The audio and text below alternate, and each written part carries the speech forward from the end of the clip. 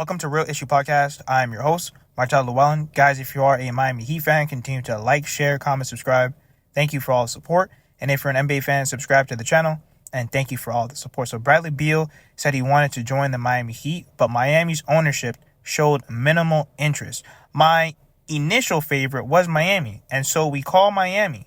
Pat Riley says, well, I'll go talk to the owner, Micky Arison, and figure it out. So he goes, talks to Mickey. Now I'm like, okay, what's Miami doing? Dragging feet. And eventually it came to a point where Miami said they just can't do it. And that kind of was a gut punch. I was like, dang, that was my spot. But it was an eye-opener for sure. And I don't understand why cheapskate Mickey. And it's crazy because the Miami Heat ownership, Pat Riley and all them, they know what it takes to win. They put together the big three that changed the NBA going forward. I don't care what anybody says. You go and put all the chips in. You spend all the money. I don't care if you're on the third tax apron, the 5th, or the 20th. You have to put in everything for Jimmy Butler. There's no reason why we're getting so close to the Eastern Conference Finals. We're getting to the NBA Finals, beating all these first seed, second seed teams, and we fall short.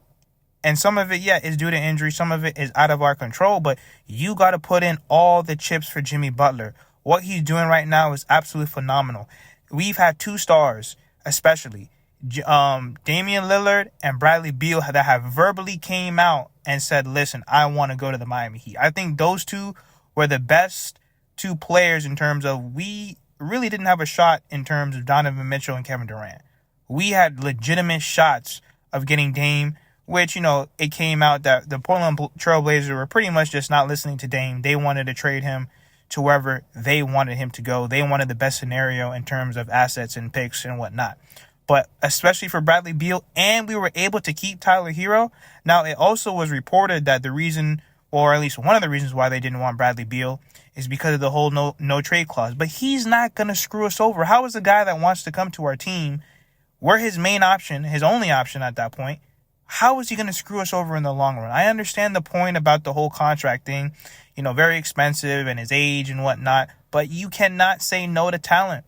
You put Bradley Beal on this roster, it changes everything for the Miami Heat. But let me know what you guys think in the comments, because it's just frustrating that how do we not at least land one star? I know that the Miami Heat, they always pull through at the end of the year, but it shouldn't be like that. We should be able to at least get some of the best players around the league to join the Miami Heat. But you got cheapskate Micky Arison who doesn't want to pay. That's all it came down to, because Pat Riley went to the big dog. He went to the big guy and said, listen, we need the money to get him. And he pretty much said, no, we're not doing that. So do you want to compete? Yes or no?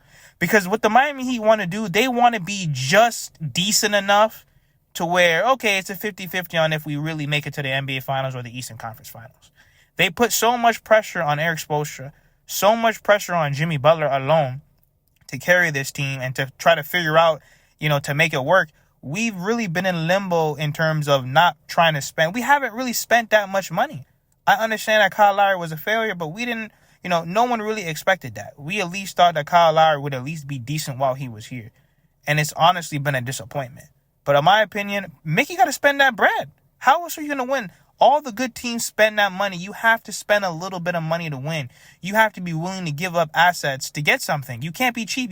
You can't try to rip off teams. This is not, 2010 anymore where you can just, fleece teams. You can't do that anymore.